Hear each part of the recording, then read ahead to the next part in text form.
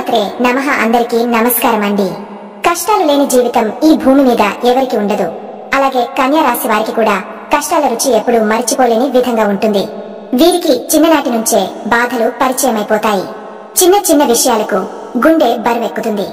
చిన్నతనంలోనే జీవితాన్ని ఎక్కువగా అర్థం చేసుకున్నట్టుగా బాధలను భుజాన వేసుకుని ముందుకు సాగుతారు కన్యా రాశివారు. వీరు సహజంగా శాంతిని ప్రేమించేవారు. ఎవరికి ఏ హాని చేయకపోయినా ఎందుకో సమస్యలు చుట్టేస్తూనే ఉంటాయి.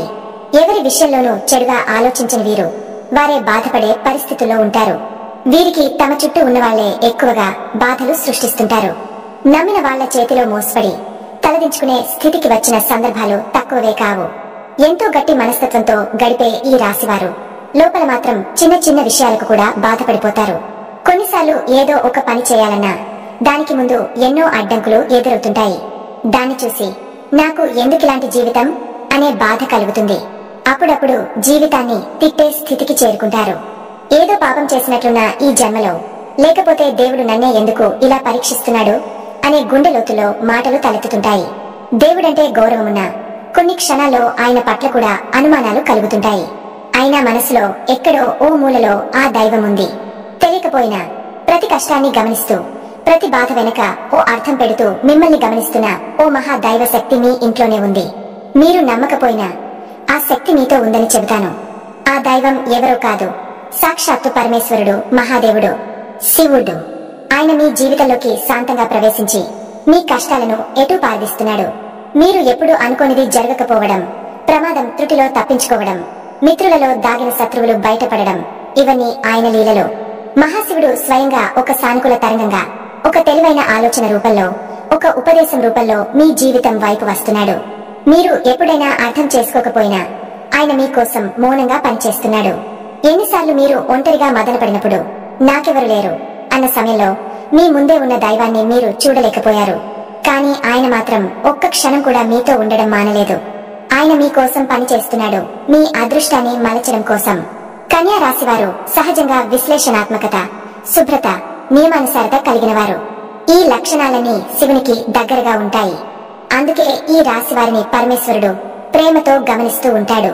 మీరు జీవితంలో ఎదుర్కొన్న ఇబ్బందులే కాదు, మీరు భవిష్యత్తులో పడే ప్రమాదాలను కూడా తానే తొలగిస్తున్నాడు.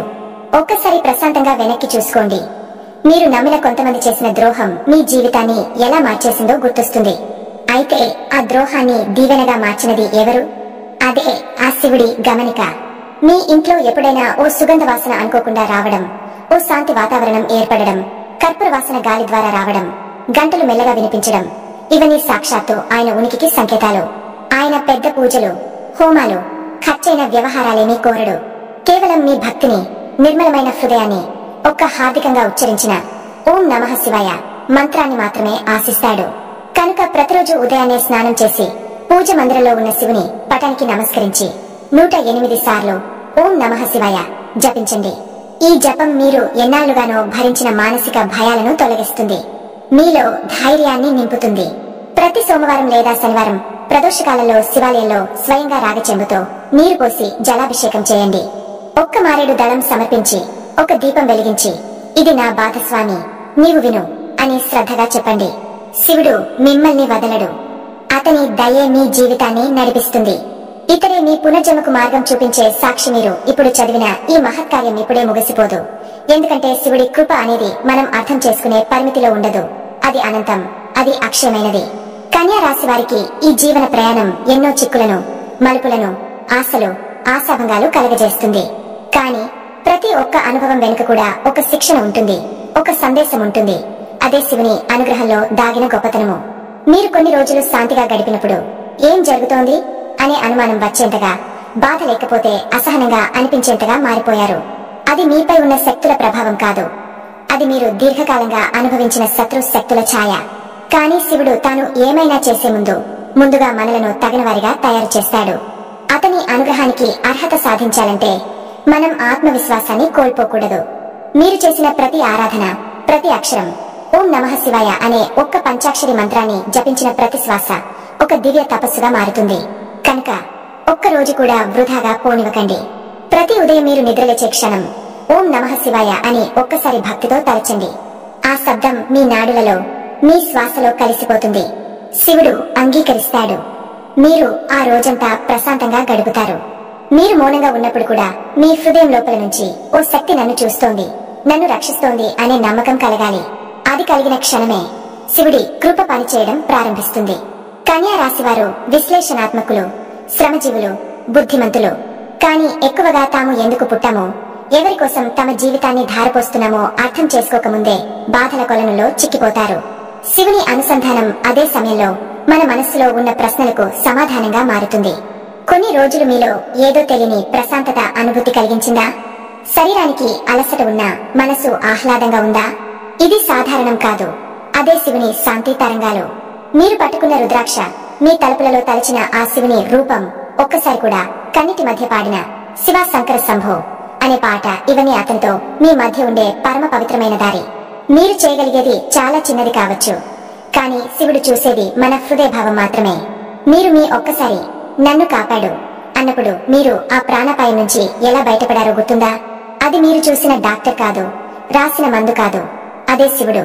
కనుక ఇక మీదట ఎవరి మీదైనా నమ్మకం పెట్టే ముందు శివుడిని తలుచుకోండి.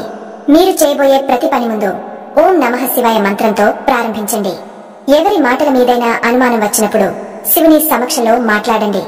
తక్షణం మీరు నిజానిజాల తేడాను తెలుసుకుంటారు.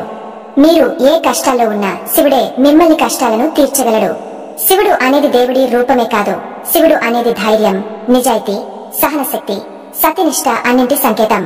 కన్యా రాశి వారికి ఈ శివతత్వం సహజంగానే కలిసి వస్తుంది. అందుకే మీరు శివుని జ్ఞానం, శాంతి, సమతా భావాన్ని విశ్వసిస్తే మీ జీవితంలో జరిగే అద్భుతాలు రోజువారీ భాగంగా మారిపోతాయి. మీ ఇంట్లో శివుని ఒక చిత్రాన్ని పెట్టండి. ప్రతిరోజు ఒక్క క్షణం కూడా ఆయనను గమనించండి. ఎంత ప్రాణంతో మీరు ఆయనను చూస్తారో అంతగా ఆయన మీ శ్వాసను గమనిస్తాడు. ఎంత మనస్సు పెట్టి మీరు ఒక్కసారి శివునికి నమస్కరించారో అంతగా ఆయన మీ పని పూర్తయ్యేదాకా మీ వెంట ఉంటాడు. మరియు మీరు ఎప్పటికీ మర్చిపోకూడదు, మీ కులదేవత కూడా అదే శక్తి యొక్క భిన్నరూపం. కాబట్టి ఆమెను పూజించడం అంటే శివునికే సేవ చేసినట్టే. మీరు కోరుకున్నది ఈ జన్మలో నెరవేరకపోయినా ఆ దైవ భక్తితో మీరు సాగిన ఒక్క అడుగు కూడా వృధా కాలేదు.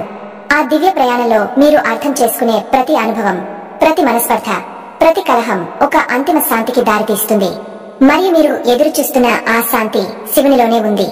కనుక ఇక మీదట గడిచినది మర్చిపోయి భవిష్యత్తు విషయంలో భయపడకుండా ఆ పరమశివుడిని విశ్వసించి ఒక్కసారి హృదయపూర్వకంగా ఓం నమః శివాయ అని పిలవండి.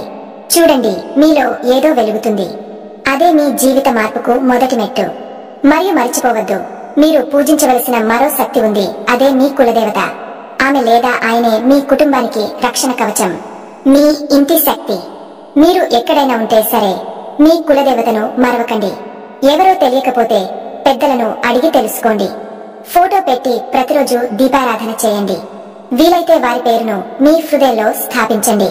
శివుడు మరియు కులదేవత కలిసి మిమ్మల్ని దోషాల నుంచి, కర్మల నుంచి, శత్రువుల నుంచి రక్షిస్తారు. ఇక మీ జీవితంలో జరిగే మార్పులు అద్భుతంగా ఉంటాయి. మీరు మొదలుపెట్టే ప్రతి పని విజయవంతం అవుతుంది. మానసిక ప్రశాంతత, ఆరోగ్య స్థితి మెరుగవుతుంది. కుటుంబంలో ఉన్న మనస్పర్ధలు తొలగిపోతాయి. మీ భాగస్వామితో బంధం బలపడుతుంది. పిల్లలు మీ మాట వినడం ప్రారంభిస్తారు. డబ్బు నిలకడగా ఉంటుంది. ఆస్తి పెరుగుతుంది. జీవితంలో తిరుగు లేకుండా మీరు ముందుకు సాగుతారు. ఇప్పుడు మీరు చేయవలసిందేమిటంటే శివుడిని మీ జీవితంలో భాగంగా చేసుకోవడం. ప్రతి పని ముందు ఆయనను తలచడం, ప్రతిరోజు పూజించడం, అలాగే కులదేవతను మరచిపోకుండా పూజించడం. ఈ రెండు శక్తులే మీ జీవిత రథాన్ని నడిపించే శక్తులు. శివుడు మీ పాపాలను క్షమించి, కర్మఫలాలను తొలగించి మీకు సుఖ సంతోషాలను ప్రసాదిస్తాడు. ఇకపై మీరు చేసే ప్రతి కృషి ఫలిస్తుంది. మీరు కోరుకున్న విజయాలు సొంతమవుతాయి. మీరు ఏ రంగంలో ఉన్నా, ఉద్యోగం, వ్యాపారం, కళలు, అందులో అగ్రస్థానానికి చేరతారు. ఎందుకంటే శివుడు మీతో ఉన్నాడు. ఈ నిజాన్ని గుర్తించిన క్షణం నుంచే మీరు మారిపోతారు. మీకు తెలియకుండానే ఒక గొప్ప ఆలోచన మీకు వస్తుంది. అది శివుడి సంకేతం. ఆ ఆలోచనను ఆశయంగా మార్చుకుని ముందుకు సాగండి. ఇక మిమ్మల్ని ఆపగలిగే శక్తి ఈ భూమిపై లేదు. ఎందుకంటే పరమేశ్వరుని దీవెన మీ వెన్నంటి ఉంది. మీ కులదేవత కరుణా కటాక్షంతో మీ ఇంటి గడియలు దీవెనలతో నిండిపోతున్నాయి. మీరు ఇప్పుడు చదివిన ఈ వాక్యాలని నిజమేనని జీవితంలో జరుగుతున్న మార్పుల ద్వారా మీరు స్వయంగా తెలుసుకుంటారు. ఇక మీ జీవితం శుభమే. కష్టాల వసంతం ముగిసి శాంతియుత గ్రీష్మం ప్రారంభమవుతుంది. ఇక మీరు శివుడిని, కులదేవతను మర్చిపోకండి, మీ జీవితమే మారిపోతుంది. ఇప్పటికైనా ఆ సత్యాన్ని గ్రహించారు కాబట్టి ఇకపై మీ జీవితం అంతా శుభమే జరుగుతుంది, అంతా మంచి జరుగుతుంది. అలాగే మీ కులదేవత గురించి మీరు ఖచ్చితంగా తెలుసుకోండి. మీ కులదేవత పేరు ఏమిటో కామెంట్ బాక్స్ లో కామెంట్ చేయండి. తద్వారా ఆసక్తి మరింత ఉత్తేజితం అవుతుంది. వారి చరిత్రను, పూజా విధానాలను అడిగి తెలుసుకోండి.